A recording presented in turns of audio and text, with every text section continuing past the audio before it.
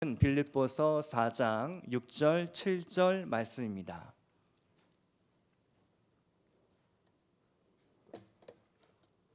빌립보서 4장 6절과 7절 말씀 우리 다 같이 한 목소리로 봉독하시겠습니다. 아무것도 염려하지 말고 다만 모든 일에 기도와 간구로 너희 구할 것을 감사함으로 하나님께 아뢰라. 그리하면 모든 지각에 뛰어난 하나님의 평강이 그리스도 예수 안에서 너희 마음과 생각을 지키시리라. 아멘. 맥주 감사절은요, 첫 열매를 드리는 감사의 절기입니다. 오늘 예배가 맥주 감사 주일 예배로 지키고 있는데요, 맥주 감사절의 기원은요, 이스라엘 백성이 광야 40년 생활을 마친 후에 가나안 땅에 들어가서 경작한 처음 그 농작물, 처음 열매를 하나님께 드렸던 것을 기념하는 절기입니다. 맥주절의 또 다른 이름은 초실절입니다. 초실, 첫 열매라는 뜻이죠. 첫 열매를 드렸다. 초실절, 맥주절, 맥주 감사 주일입니다. 우리가 해마다 교회력에 따라서 7월 첫째 주일을 맥주 감사 주일로 지키고 있는 것이죠. 물론 우리가 지금 농경 기반의 사회는 아니기 때문에, 또 우리가 도시에 살고 있기 때문에 사실 농사와는 좀 거리가 멀죠. 그러나 그 정신을 우리가 한번 되새겨 볼 필요가 있겠습니다. 상반기를 마치고 하반기를 시작하는 7월의 첫째 주일이 맥주 감사 주일이기 때문에 우리는 지나간 상반기에 감사를 드리고 다가오는 하반기, 또 이미 하반기가 시작이 되었죠. 오늘이 7월 5일이니까 벌써 5일이 갔습니다. 7월 5일, 이제 남겨진 2026년도의 하반기를 우리가 어떤 자세와 태도로 시작해야 될까? 주신 은혜에 감사하고 주실 은혜에 또한 감사하는 태도로 시작해야 되겠다. 우리 한번 자막이 나왔는데 한번 따라서 해보겠습니다. 주신 은혜에 감사, 주실 은혜도 감사. 이것이 우리의 신앙의 표어가 될 수 있기를 축복드립니다. 감사가 여러분 인생의 가장 큰 주제가 되기를 소망합니다.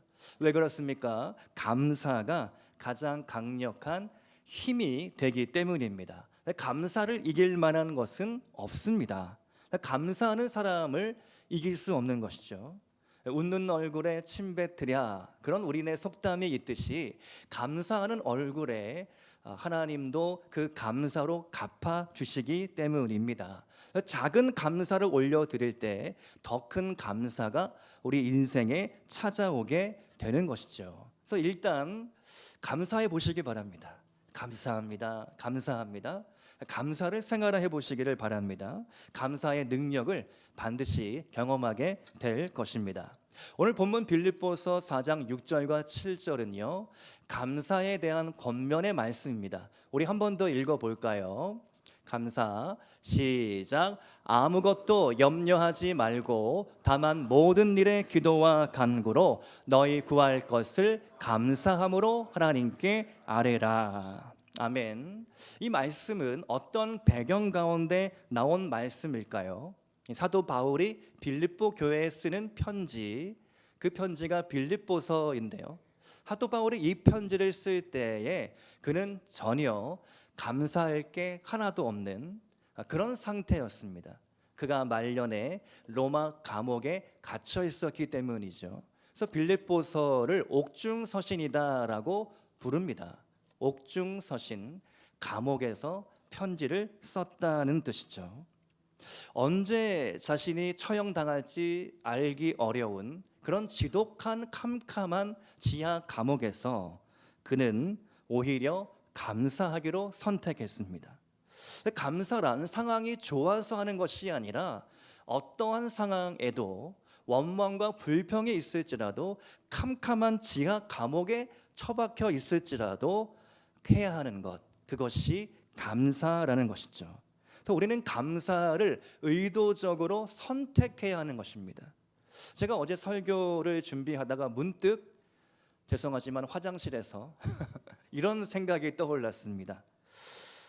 내 마음이 하나님의 마음처럼 된다는 것은 어떤 의미일까? 문득 제 머릿속에 그런 질문이 떠오르면서 묵상이 막 되는데, 내 마음이 하나님의 마음과 같이 된다는 것, 그래서 다윗이 하나님의 마음에 합한 자라는 그런 영광스러운 하나님의 말씀이 들었죠.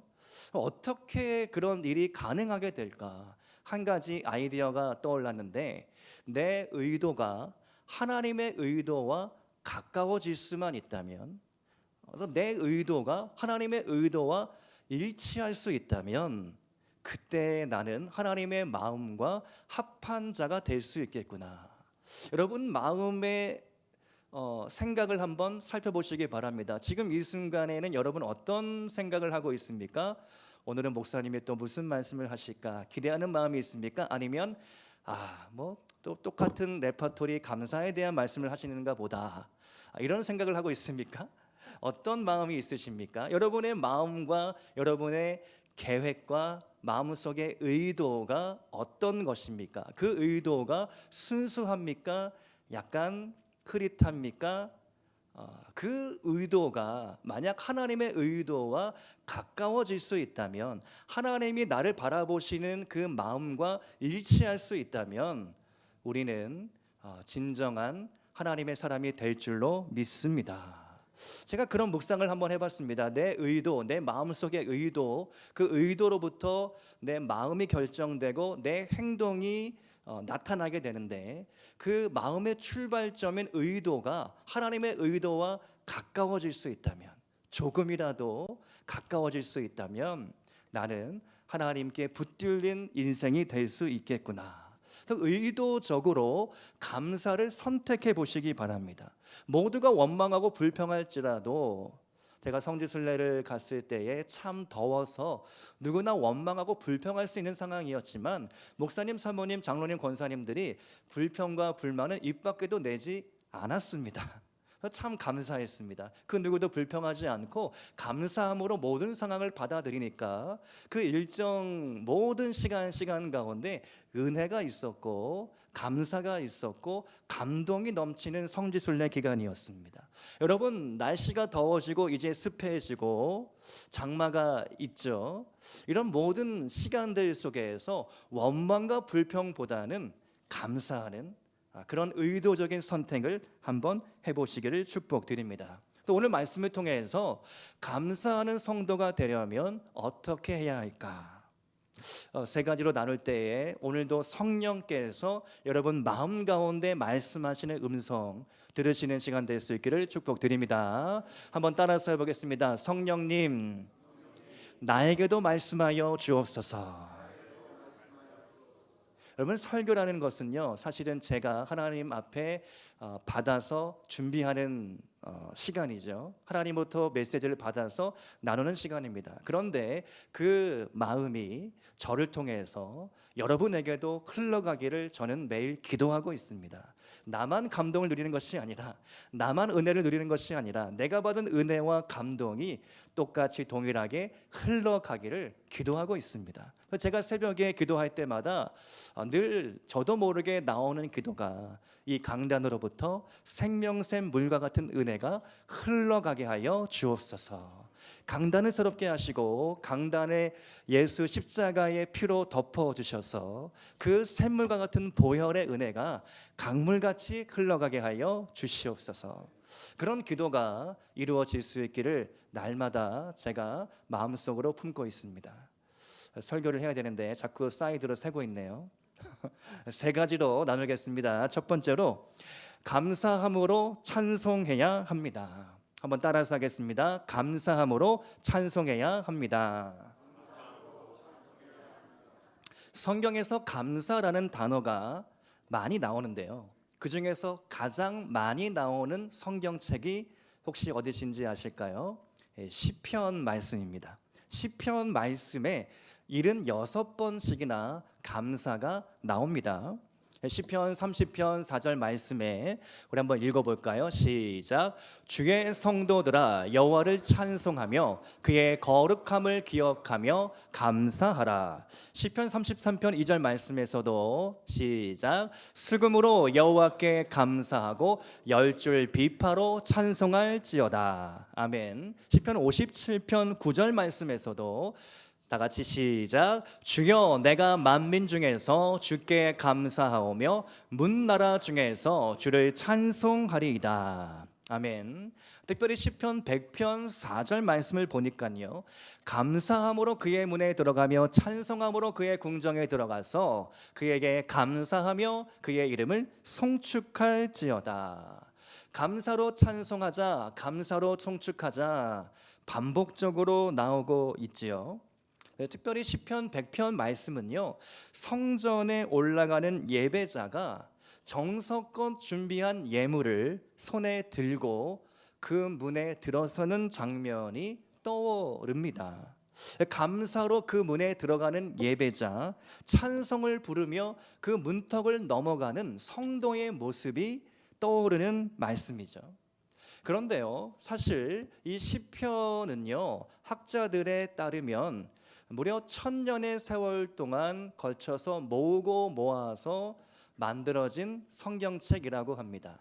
그래서 시편의 저자가 누구입니까? 우리는 다윗으로 알고 있는데요, 솔로몬도 지었고 아삽이라는 사람도 지었고 모세의 시편도 들어 있습니다. 그러니까 모세, 다윗, 솔로몬, 아삽, 그 외에 기타 등등 알 수 없는 사람들, 이 수많은 사람들이 시편을 기록했습니다. 그리고 1000년의 세월 동안 모으고 다듬어서 편집된 것이 오늘날 우리가 들고 있는 이 1권, 2권, 3권, 4권, 5권으로 분류된 150편의 시편이라는 것이죠. 그 1000년의 세월이 흐르는 동안 이스라엘 역사 가운데 무슨 일이 일어났습니까? 솔로몬의 화려했던 성전이 바벨론 군대에 의해 짓밟혀지고 무너졌죠.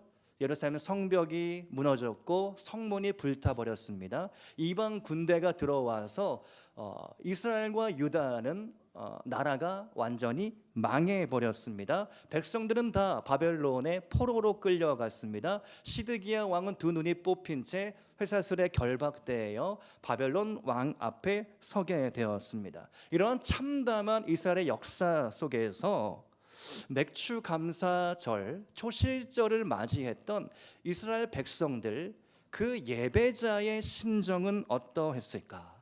시편 100편 4절을 읽을 때 우리는 사실 큰 감동 없이 좋은 말씀이구나 이렇게 받아들일지 모르지만, 이스라엘 백성들이 이 시편 100편의 말씀을 읽었을 때의 그 느낌, 그 절절함, 그 안타까움, 그 눈물, 그것을 우리가 한번 떠올려 보기를 원하는 것이죠.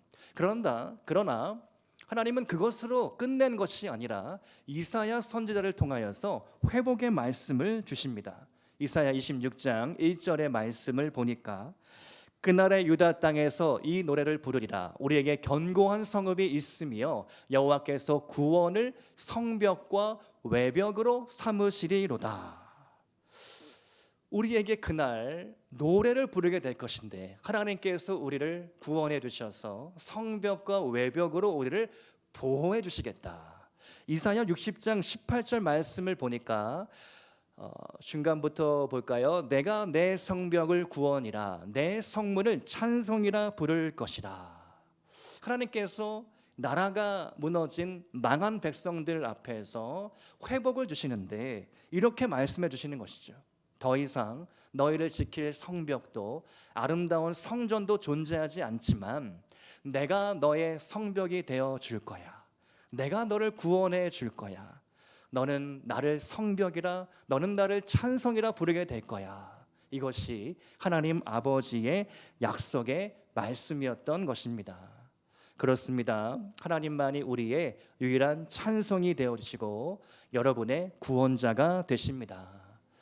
하나님이 나의 반석이시고 피난처요 강한 성루가 되어 주십니다. 환난 날에 내가 피할 견고한 요새가 되어 주시죠. 여러분의 삶 가운데에 지금 무너진 성벽과 같은 것이 있다면 무엇입니까?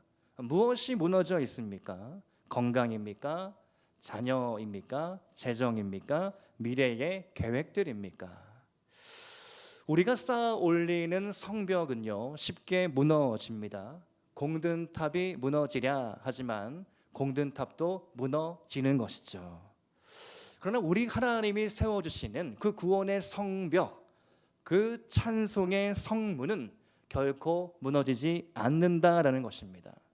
하나님이 주시는 구원의 성벽은 결코 무너지지 않습니다. 그러므로 우리가 해야 할 일은요, 감사하는 성도로 해야 할 일은 찬송을 부르는 것입니다. 하나님을 찬송하시기 바랍니다.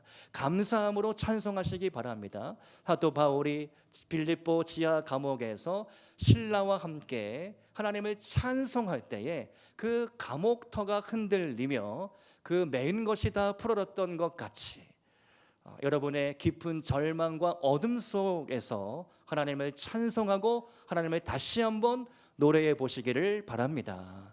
감사가 다시 회복되고 감사의 능력, 찬송의 능력이 여러분의 삶 가운데 회복될 줄로 믿습니다. 두 번째로, 감사하는 성도가 되려면 우리는 모든 상황에서 감사해야 합니다. 여러분, 일상생활에서 얼마나 감사하고 계십니까?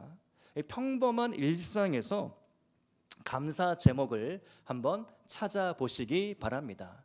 제가 말씀을 준비하면서 이 복음송 하나가 떠올랐는데요. 날 구원하신 주 감사. 1절 가사가 이렇습니다. 날 구원하신 주 감사, 모든 것 주심 감사, 지난 추억이네 감사, 주 내 곁에 계시네, 향기로운 봄철에 감사, 외로운 가을날 감사, 사라진 눈물도 감사, 나의 영혼 평안해. 아멘. 2절을 한번 같이 읽어볼까요? 2절 시작. 응답하신 기도 감사, 거절하신 것 감사, 헤쳐나온 풍랑 감사, 모든 것 채우시네. 아픔과 기쁨도 감사, 절망 중 위로 감사, 측량 못할 은혜 감사, 크신 사랑 감사해. 아멘. 이따가 설교 후에 부르려고 하는데요, 이 설교를 준비하면서 이 가사를 참 곰곰이 묵상해 봤습니다. 지나간 상반기의 은혜가 얼마나 감사한지 저도 모르게 이 찬양을 막 부르고 있었는데요, 상반기에 주신 은혜가 저에게는 다 정말 하나같이 선물처럼 느껴지는 시간들이었습니다. 또 2026년도를 시작하면서 사택의 곤란함이 있었지만 하나님께서 은혜를 주셔서 계약을 연장시켜 주셨고, 또 부활주일날 주신 은혜가 참 컸습니다. 창립 44주년 기념 예배이면서 부활주일 예배로 드리면서 우리가 함께 전도하자 해서 20명 넘게 그날 오시고 정말 큰 하나님 앞에 잔치가 되었죠. 너무 감사했습니다. 또 5월에는 부흥회가 있었죠. 이시원 선교사님을 모시고 우리 마음은 주께 우리 눈은 열방에, 우리가 선교에 대한 큰 도전을 받고 우리 교회에는 선교의 비전이 있는 교회다. 제 마음속으로 그러한 이 표어가 이 올해의 주제가 그대로 이루어지는 것만 같아서 너무 행복하고 감사한 시간들이었습니다. 가깝게는 성지순례를 무사히 다녀올 수 있어서 감사했고, 모든 상반기의 시간들이 선물과 같은 하나님의 은혜였고 감사의 시간들이었음을 고백을 하게 됩니다. 여러분의 인생 가운데에서는 어떠한 감사의 제목들이 있으십니까? 감사 제목을 한번 찾아보시기 바랍니다. 지금 이 순간에는 마땅히 감사할 게 없는 것 같을지라도 한번 집에 가셔서 노트를 꺼내서 한 감사한 것들을 한번 하나씩 적어보시기 바랍니다. 그래도 내가 건강해서 교회에 내 발로 걸어 나올 수 있다는 것이 감사하다. 삼시세끼 꼬박꼬박 먹을 수 있어서 감사하다. 오늘 내가 쓸 것이 있어서 감사하다. 우리 자녀들이 함께 있어서 너무 감사하다. 때로는 말썽 부리고 문제가 있더라도 자녀가 있는 것이 얼마나 감사한가. 감사의 제목들을 하나하나 한번 적어보시기 바랍니다. 오늘 여러분께 드리는 숙제입니다. 이 감사라는 주제를 성경에서 찾다가 제가 한 가지 깨달은 점이 있는데요. 이 바울 서신서를 보면 목회자인 바울이 성도들에게 감사 표시를 하는 말씀들이 유난히 많이 나오더라고요. 에베소서 1장 16절 말씀을 보니까 내가 기도할 때에 기억하며 너희로, 에베소 성도들이겠죠, 너희로 말미암아 감사하기를 그치지 아니하고, 골로새서 1장 3절 말씀에서도 우리가 너희를 위하여 기도할 때마다, 너희는 골로새 교회 성도들이겠죠, 하나님 곧 우리 주 예수 그리스도의 아버지께 감사하노라. 데살로니가 전서 1장 2절 말씀에서도 우리가 너희 모두로 말미암아, 너희 모두는 데살로니가 성도들이겠죠, 항상 하나님께 감사하며 기도할 때에 너희를 기억함은. 아멘. 하도 바울은요, 아마도 그의 개인적인 기도 시간에 새벽 기도였을까요? 밤 기도였을까요? 그 기도 시간 때마다 성도들 한 사람 한 사람을 머릿속에 떠올리면서 감사했고 기억했던 것 같습니다. 아마 바울은 이렇게 말하고 싶었을 것 같아요.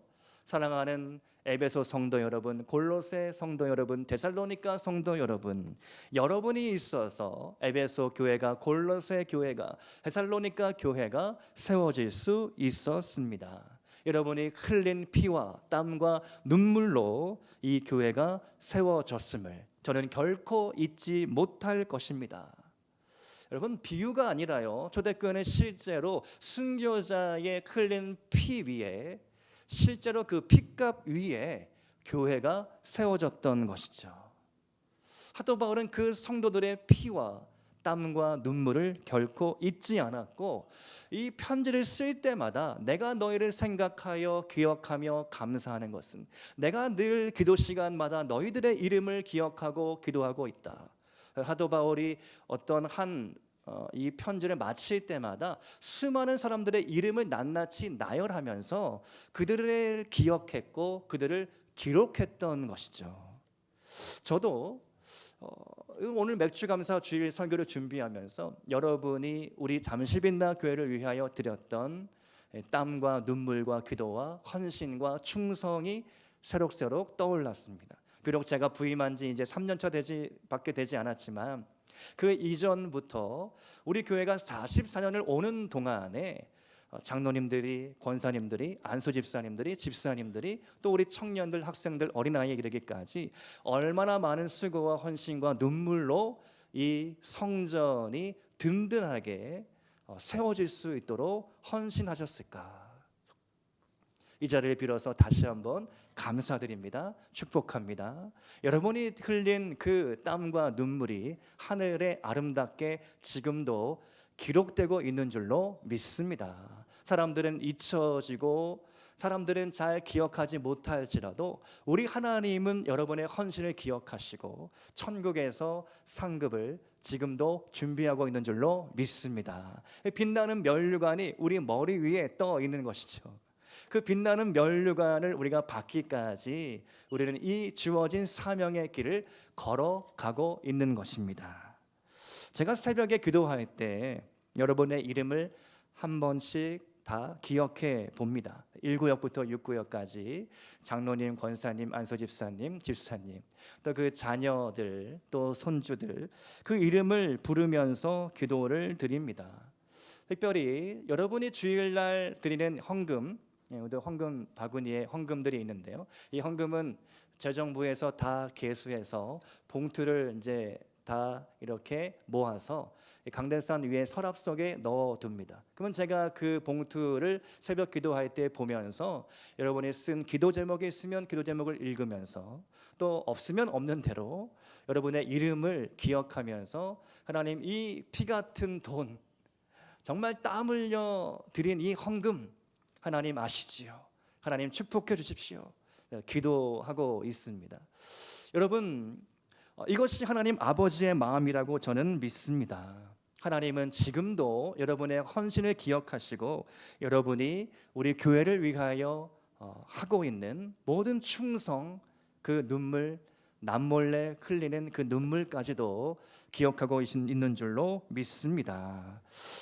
그럼 모든 생활에 여러분 감사해 보시기 바랍니다. 저는 새벽 기도 때 감사 기도하고 늘 감사하려고 노력하고 있습니다. 여러분의 일상생활 가운데 여러분의 생활 중에 늘 감사하는 습관을 들이실 수 있기를 주님의 이름으로 축복드립니다. 감사하는 습관이 여러분의 인생을 반드시 바꾸게 될 줄로 믿습니다. 세 번째로 감사하는 성도가 되려면 어떻게 해야 할까? 감사함으로 깨어 있어야 합니다. 감사함으로 깨어 있으시기 바랍니다. 그러면 감사가 스스로 일을 합니다. 하나님께 감사하면 하나님께서 일해 주십니다. 감사가 스스로 일한다. 이 문장을 제가 써놓고 스스로 은혜를 받았습니다. 여러분 별로 감동이 없으신 것 같습니다. 감사가 스스로 일한다. 하나님께 감사하면 그 감사를 통해서 하나님이 우리 일상 가운데 여러분의 삶 가운데 일하시는 줄로 저는 믿습니다. 지난 한 주간 제가 시차 적응이 안 돼서 참 힘들었습니다. 밤 10시에 일찍 잠을 청해도 한 2-3시간 자면 막 잠이 깨는 겁니다. 그러면 이제 정신이 멀쩡해져 가지고 눈이 말똥말똥해서 더 이상 누워 있을 수가 없어요. 그럼 이제 다 식구들 자고 있는데 혼자 불 켜고 있을 수 없으니까 소파에 앉아서 우두커니 한밤중에 뭘 할까? 기도하는 수밖에 없겠다. 기도합니다. 기도할 때에 골로새서 4장 2절 말씀이 떠올라서 이 말씀을 선포하면서 기도를 했거든요. 우리 한번 같이 읽어보겠습니다. 시작. 기도를 계속하고 기도에 감사함으로 깨어 있으라. 또 데살로니가 전서 말씀도 떠올랐습니다. 5장 16절, 17절, 18절 우리가 너무 잘 아는 말씀인데요. 한번 읽어보겠습니다. 시작. 항상 기뻐하라, 쉬지 말고 기도하라, 범사에 감사하라. 이것이 그리스도 예수 안에서 너희를 향하신 하나님의 뜻이니라. 아멘. 기도를 계속하라. 기도에 감사함으로 깨어 있으라. 쉬지 말고 기도하라. 이 말씀이 떠오르면서 그 새벽에 한밤중에 저 혼자 은혜 받고 기도를 했던 기억이 납니다. 기도하면 감사하게 됩니다. 또 감사하면 또 기도가 절로 나오게 됩니다. 그래서 감사와 기도는요, 뗄래야 뗄 수 없는 관계입니다. 예수님께서 십자가를 지시기 전 제자들과 마지막 만찬을 나누셨죠. 최후의 만찬이라고 우리가 부릅니다. 마태복음 26장 27절 말씀을 보니까 이런 말씀이 나와요. 또 잔을 가지사 감사기도 하시고 그들에게 주시며 이르시되 너희가 다 이것을 마시라. 성찬 시간에 늘 인용하는 말씀인데요. 이 말씀을 다시 한번 보게 되었습니다. 이 말씀을 묵상하면서 저는 이런 생각이 들었습니다. 우리 주님 얼마나 대단하신가. 지금 마태복음 26장의 상황은 어떤 상황입니까? 희희낙낙 제자들과 웃고 떠들면서 이렇게 먹고 마시며 가나 혼인잔치에 있는 상황이 아닌 것이죠. 이제 몇 시간 뒤면 무슨 일이 벌어집니까? 로마 군병이 들이닥쳐서 포박하고 주님을 잡아가서 십자가에 올라야 하는 그런 마지막 순간입니다. 마치 사형수가 죽음을 기다리는 것 같은 그 시각에 예수님은 기도하셨고 감사하셨습니다. 감사 기도를 드리면서 함께 제자들과 함께 성찬 그 떡과 포도주를 나누었던 것입니다. 어떻게 저렇게 태연하게 감사하며 기도하실 수 있었을까? 주님은 마지막 순간까지도 깨어 있으셨습니다.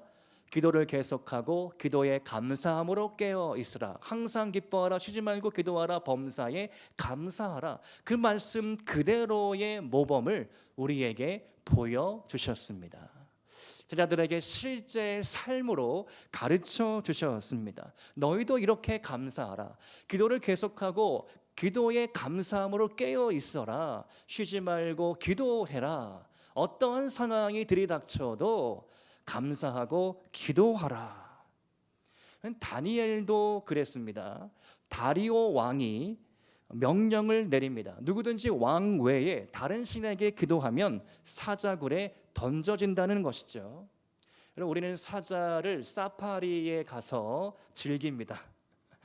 사자가 막 어슬렁대는 것, 또 사자가 주로 낮에는 많이 잠을 잤죠. 그런 모습을 보면서 와, 사자가 귀엽다, 사파리 구경하듯이 사자를 바라봅니다. 그러나 다니엘이 만나는 사자는요, 그런 사자가 아닌 것이죠.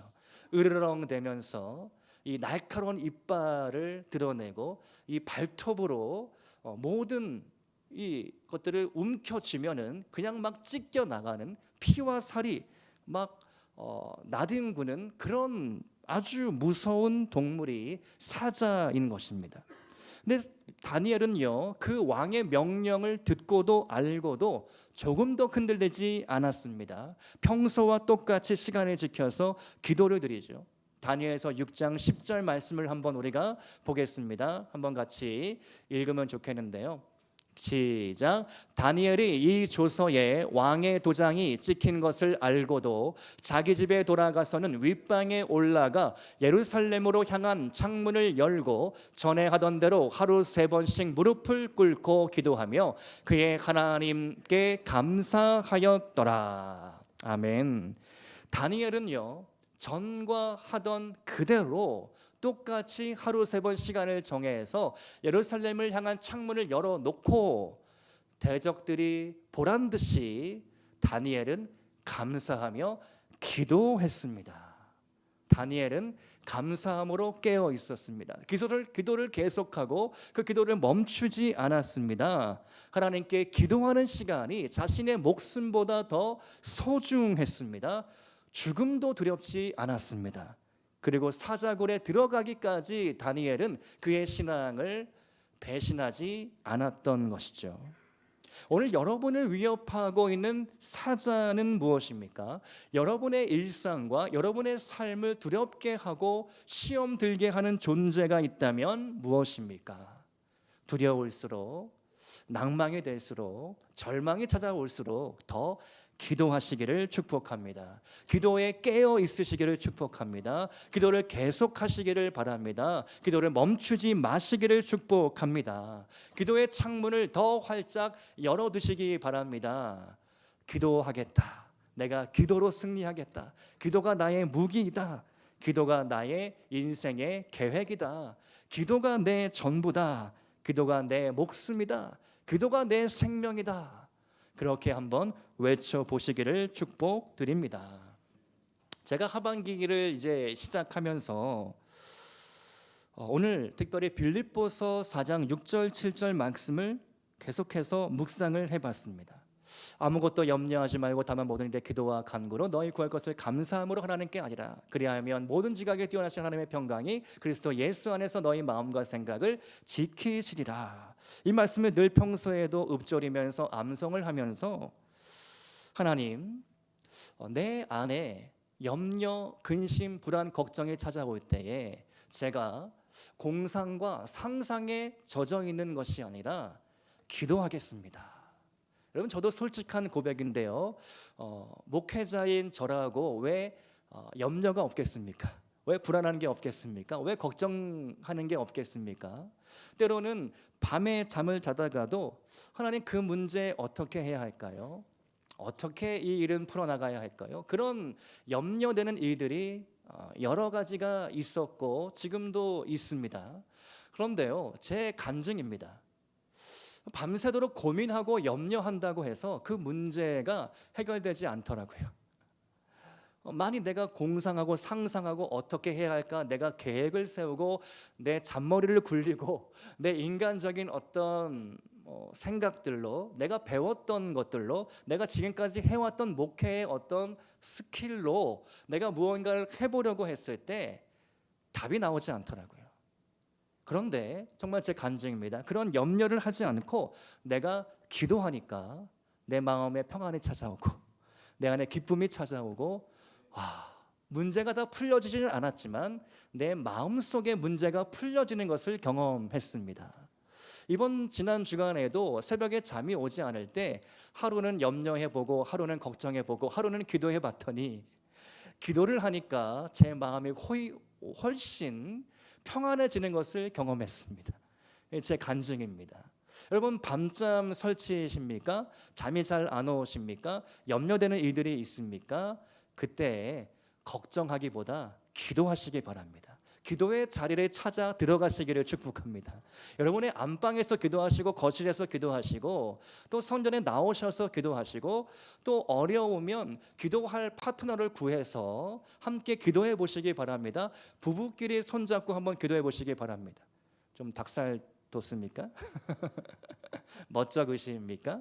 한번 같이 기도해 보시기 바랍니다. 그렇게 기도의 자리, 기도의 시간을 사수해 보시기 바랍니다. 염려, 불안, 근심, 걱정들이 다 달아날 줄로 믿습니다. 하반기를 시작하면서 내가 염려하는 대신에 단 1시간이라도 내가 기도하겠다. 감사하겠다. 감사함으로 내가 기도하겠다. 감사가 스스로 일하게 되는 것이죠. 여러분 저는 확신합니다. 지나간 상반기 잠실빛나 교회에 부어주신 은혜보다 하반기에 더 큰 은혜를 부어주실 줄로 저는 믿고 있습니다. 우리 하나님이 지금도 살아계셔서 우리 잠실빛나 교회를 붙들어 주시고 있기 때문입니다. 목회 선배님들이 늘상 하는 이야기 레파토리 중에 하나가 있는데요. 목회를 잘 하려면 3가지가 필요하다. 첫 번째로 영권이 필요하다. 두 번째로 물권이 필요하다. 세 번째로 인권이 필요하다. 인권은 휴머니즘이 아닙니다. 제가 설명해 드리겠습니다. 영권은 무엇입니까? 여러분 직관적으로 떠오르시죠? 영적인 능력이 있어야 합니다. 카리스마가 나타나야 합니다. 사실 저는 조금 카리스마가 부족한 목사입니다. 잠실빛나의 교회에 와서 담임 목사를 하면서 조금은 생기고 있는 것 같습니다. 그렇습니까? 설교할 때, 기도를 인도할 때 저도 모르게 하나님이 주시는 감동으로 선포하게 됩니다. 목회를 잘 하려면 영권이 있어야 되겠다. 두 번째로 물권이 있어야 한다. 물권, 신명기 8장 18절 말씀에 내 하나님 여호와를 기억하라. 내게 재물 얻을 능력을 주셨습니다. 이 말씀은요, 제가 2년 전에 받았던 약속의 말씀인데요. 하나님께서 제게 재물 얻을 능력을 주셨다. 그냥 믿음으로 취했습니다. 지금 돈이 없더라도, 지금 재물이 없더라도 재물 얻을 능력을 내게 주셨다. 약속의 말씀으로 받았으므로 제가 믿음으로 취했습니다. 목회를 잘 하려면 교회가 가난해서 되겠습니까? 교회가 늘 쪼들려서 되겠습니까? 교회가 넉넉하고 부유하고 풍성해서 늘 나누어주고 인심 쓰고 후하게 나누어주고 또 우리 교회가 자립하는 교회이기 때문에 아직 자립하지 못하고 있는 교회를 도와주고 선교를 감당하고 또 삼전동과 이곳 잠실본동 레이크 팰리스나 트리지움은 잘 사니까 제쳐두고 삼전동에 사는 홀로 사는 어르신들 또 어려운 이웃들을 우리가 돌볼 수 있는 그런 힘 있는 교회가 되어야 되겠다. 하나님 물권도 허락하여 주옵소서. 기도하고 있습니다. 세 번째로는 인권인데요. 최근에 제가 이 기도 제목을 가지고 기도하고 있습니다. 인권, 사람이 붙는 거죠. 사람이 모여야 합니다. 역대상 12장 22절 말씀에 제가 지난 주간에도 몇 번 말씀을 드렸는데요. 우리 한번 같이 읽어볼까요? 시작. 그때에 사람이 날마다 다윗에게로 돌아와서 돕고자 하매 큰 군대를 이루어 하나님의 군대와 같았더라. 아멘. 제가 성경을 통독하는 중에 마치 숨은 보물찾기처럼 하나님이 숨겨놓은 말씀들을 만나는 때가 있습니다. 이 역대상 12장 22절 말씀이 꼭 그런 말씀이었습니다. 지금 이 상황에 저에게 주시는 하나님의 말씀처럼 들렸는데요. 그때에 수많은 사람들이 날마다 다윗을 돕고자 하며 돌아와서 큰 군대를 이루어 하나님의 군대와 같았더라. 제가 핸드폰 뒷면에다가 스티커로 이 말씀을 써서 딱 붙여놨습니다. 하나님 당분간 이 말씀입니다. 이 말씀을 날마다 선포하겠습니다. 하나님, 우리 잠실빛나 교회에 날마다 새로운 영혼들을 붙여주셔서 우리 교회를 돕고 우리 교회의 일꾼 되게 하여 주시옵소서. 새벽에 기도하는 권사님들이 필요합니다. 전도하실 분들이 필요합니다. 예배자가 필요합니다. 봉사자들이 필요합니다. 우리 다음 세대를 일으켜 주시고 영적인 리더로 세워주시고 또 새로운 영혼들도 보내주셔서 우리 잠실빛나 교회가 충성된 일꾼들로 하나님의 마음을 시원케 하는 충성된 사자들로 넘쳐나게 하여 주옵소서. 이렇게 기도하고 있습니다. 그래서 목회를 잘 하려면 영권, 물권, 인권이 있어야 되겠다. 여러분, 저를 위해 기도하실 때, 교회를 위해 기도하실 때 이 세 가지를 놓고도 함께 기도해 주시기를 부탁드립니다. 그래서 2026년도 하반기에는 하나님 인권, 물권, 영권 다 풀려지게 하여 주시고 우리 잠실빛나의 모든 성도님들의 삶 가운데 감사로 물들고 감사로 충만한 시간들이 되게 하여 주옵소서. 그렇게 우리가 함께 기도하며 나아갈 수 있기를 축복드립니다. 오늘 말씀의 결론입니다. 이스라엘 백성들은 천 열매를 가지고 초실절, 맥주 감사절을 지켰습니다. 오늘 우리도 하반기 첫 주일 예배로 드리면서 하나님께 감사함으로 여러분의 인생 전부를 맡겨 드리시기를 축복드립니다. 하나님께 드릴 것은 드리고 하나님께 맡길 것은 맡기시기를 축복드립니다. 여호와 일의 하나님께서 그 풍성한 대로 여러분의 모든 필요를 막힘없이 채워주실 줄로 믿습니다. 하나님께서 30배, 60배, 100배, 1000배, 만배의 은혜로 갚아주실 줄로 믿습니다. 여러분, 모든 것은요 주께로부터 왔고 다시 주께로 돌아갈 것입니다. 그래서 우리의 인생은 어떻게 보면 허무한 인생일지 모릅니다. 그러나 그 허무한 인생 가운데 우리는 영원하신 주님을 만났고 구원받았습니다. 그러므로 우리의 인생을 다하여 우리의 가진 것을 다 드려서 하나님을 기쁘시게 하는 그런 인생, 그런 감사하는 성도가 다 될 수 있기를 주님의 이름으로 축원드립니다. 함께 기도하시겠습니다.